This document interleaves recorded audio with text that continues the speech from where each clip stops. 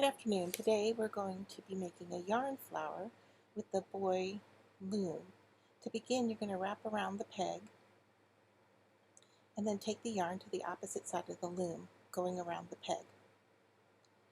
You're going to continue to do this back and forth motion across and turning in the same direction. For the flower I'm making, we're going to do this 3 times. We're going to go around the loom 3 times. I'm keeping it flat on the table just to keep it in focus. You don't have to work flat on the table. You can lift it up and hold it in your hands. So that's 1 time around, and now I'm going to go around the 2nd time. I like to start and finish at the head that's sticking out of the side of the loom so I can gauge where I'm at in case I lose track or don't count where I'm at. When I get to the 3rd time going around the loom, you'll see that I wrap the yarn around the hook of the peg.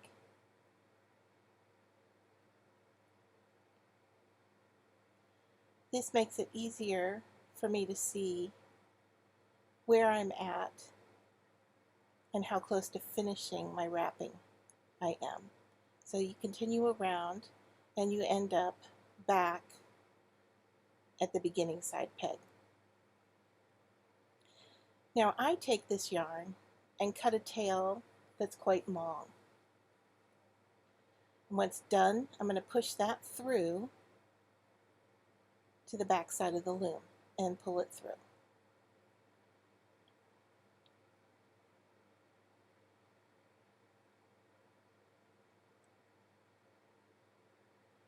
Now unwrap the start of the yarn from the peg sticking out of the side and take it to the other side of the loom and push it through to the back of the loom.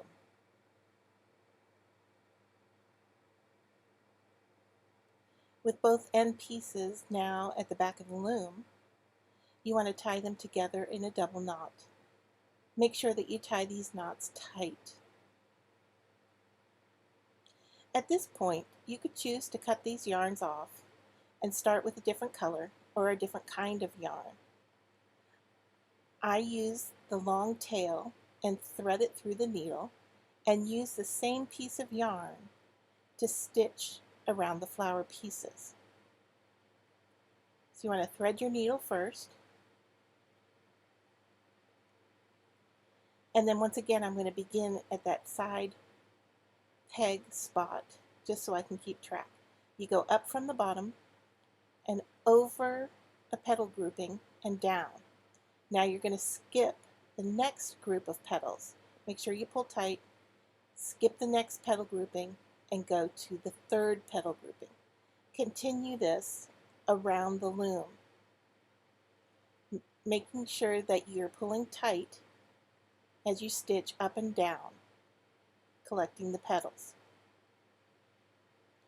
When you get back to the beginning peg, if you continue, you'll just be stitching the same flower groupings again. So at this point, you want to make sure that you skip over to the next grouping of petals. I'll show you here. You've got the beginning and you want to skip over to the pile of petals that you haven't stitched yet. Doing this and going around the loom every other grouping will catch all the petals that you skipped the first time around. Now you have a choice to do this in different color yarn, to do it multiple times, to change the yarn with the petals. Different kinds of yarn will make different looking flowers. The amounts of times that you wrap around the loom will make a different looking flower as well. So you have a lot of options here. This is just one way to make a flower using the loom, the flower loom. Once you have done all the stitching around and you've gotten to your last group of petals, you'll end up with the yarn on the back of the loom again. Once again, you take the other end of the yarn that was there and tie it off, using a double knot, making sure to pull tightly.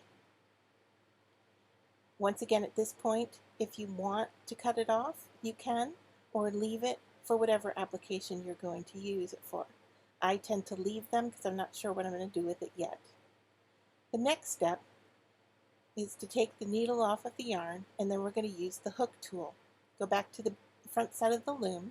You're going to go through a stack of petals, pull around to the outside of the loom, and lift them off. You can use the peg to leverage the pull of the petals. It's a little bit stiff at first, but the more petals you pull off, the easier or looser it gets. When you get about half of the groupings off the loom, you can pull the rest off by hand. You'll no longer need the hook tool, but you can certainly use it if you choose to. And that's all there is to making a yarn flower on a flower loom. I hope you enjoyed the tutorial, and I hope you'll be creative in how you try to use your yarn loom